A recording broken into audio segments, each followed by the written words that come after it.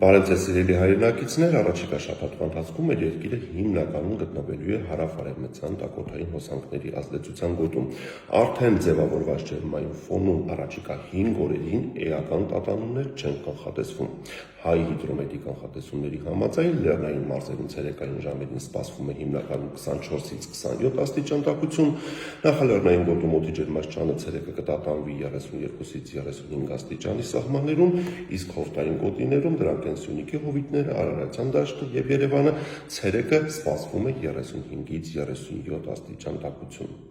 Հուլիսի 25 եւ 21-ին հանրապետության ողջ տարածքում կդիտվի առանց տեղումների եղանակ։ Հուլիսի 22-ից 25-ին հյուսիսային մարզերում հիմնականում Շիրակ, Լոռի, Տավուշ առանձին հատվածներում ուշ երեկոյան կդիտվեն գերակային բնույթի կարճատև անձրևներ։ Երեկոյան ժամերին Կոտայքի Արագածոտնի նախալեռնային հատվածներում, Արմավիրում, այդ թվում նաև Երևանում սպասվում է լեռնահովտային քամիների ուժ գնացում մինչև 16 մետր/վայրկյան արագությամբ։